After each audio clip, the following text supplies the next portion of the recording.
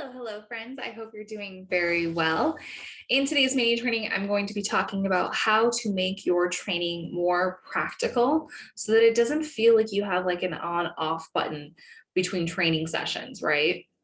Now, as always, I'm floating between two cameras, so if you see me look up and down, that's what's going on there.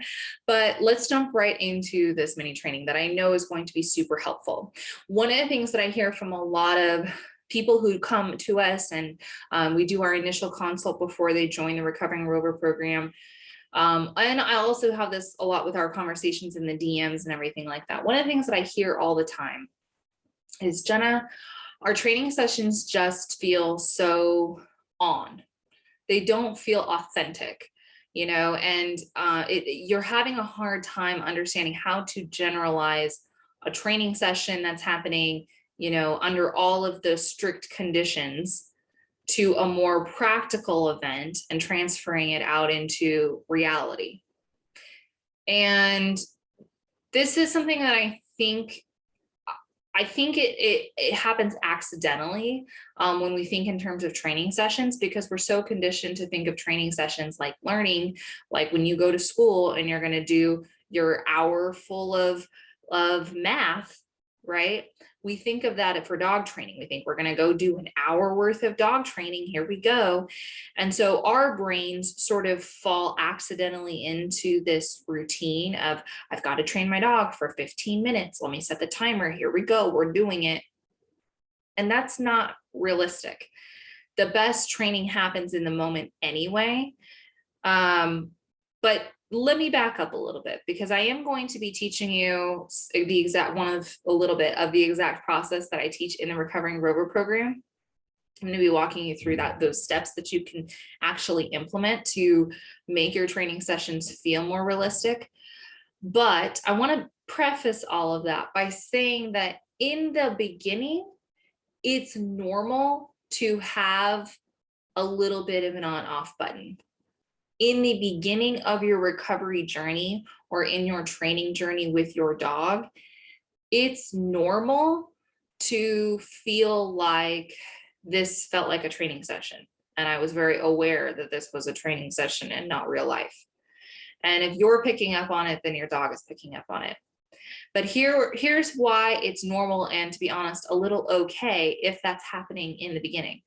It's because in the beginning stages, we're just worried about getting your dog to do the desired behavior. In the beginning stages, it's just about making sure that your dog's behavior is what you want it to be, not necessarily what you are doing and your behavior to make sure that your behavior is what you want to be doing, right?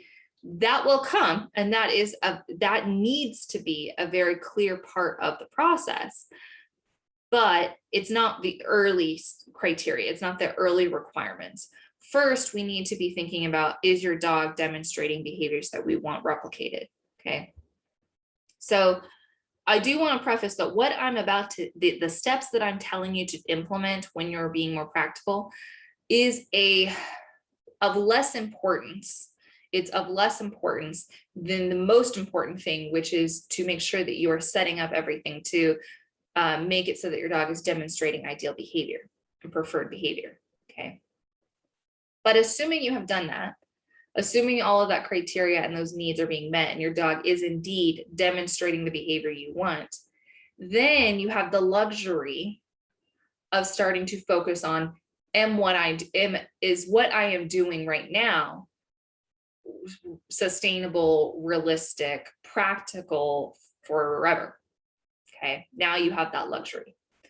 The first thing that I recommend you do is check the time of day and check the duration of the training event. So, perfect example, I hear all the time that people are changing the time of day that they walk their dog if their dog is reactive, to make sure that they're avoiding triggers or to make sure that they're only getting the quantity of triggers. That makes sense. That's normal. And I'm not saying don't do that. I'm saying that when you're ready, one of the first things you can do is make sure that the time of day that you go out for your walks is a reasonable time. And you're not waking up at 5 a.m. to walk your dog, because that's the only time that you can go out without your dog going over threshold, right? One of the first steps is to check the time of day that you're doing the event.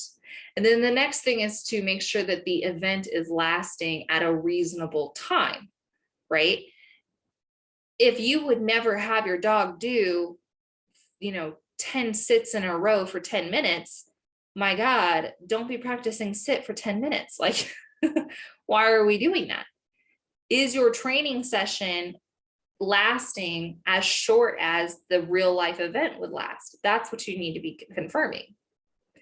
Once you have that ruled out, then there are other things that I want you to start imagining. And here's what I recommend you do. I want you to visualize what the event would look like if your dog was not there.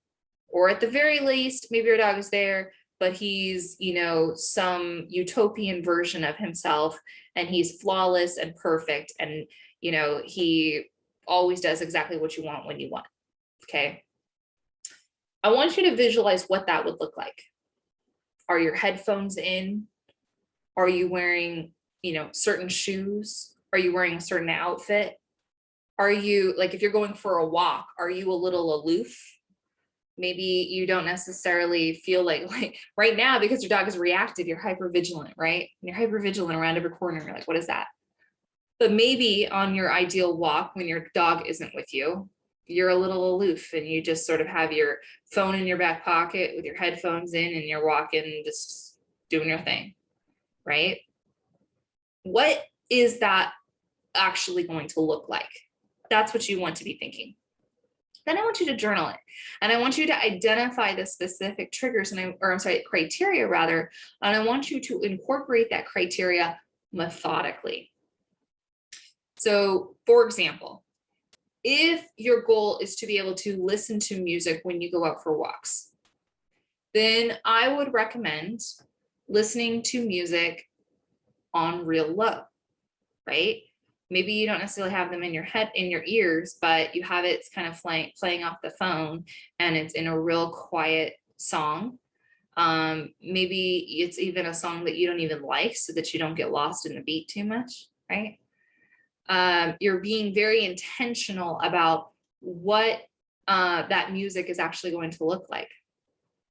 If you're thinking about becoming a little bit aloof, maybe you know that generally on walks, I am not hyper vigilant and I'm not scanning around every single corner. Okay. I recommend picking a specific location on your walk that you can afford to be a little aloof, right?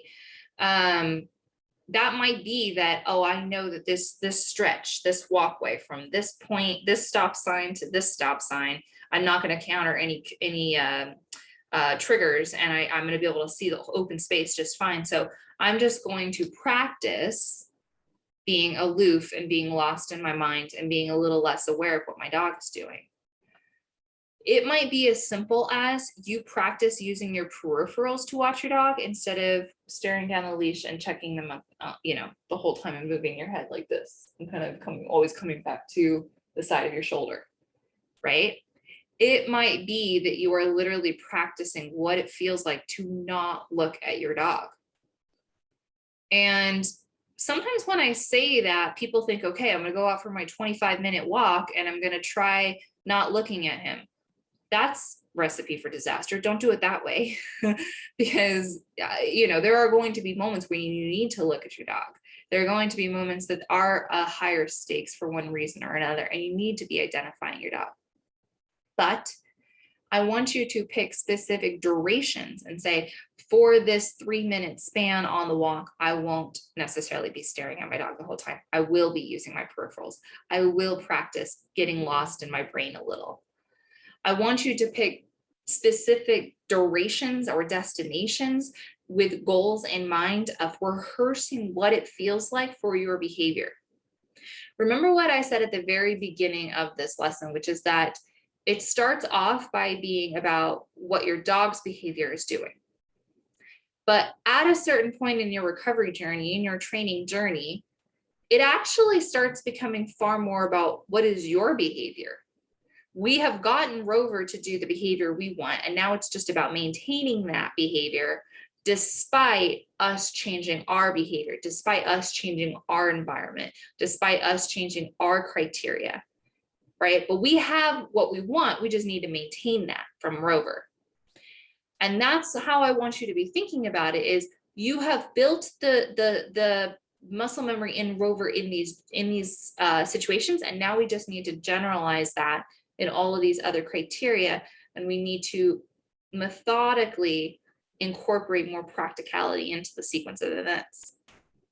So I hope this helps you. I hope that it gives you an actual process to implement to be able to make your training sessions more practical for your dog. If you enjoyed this video, make sure you hit like, and I will see you all very soon.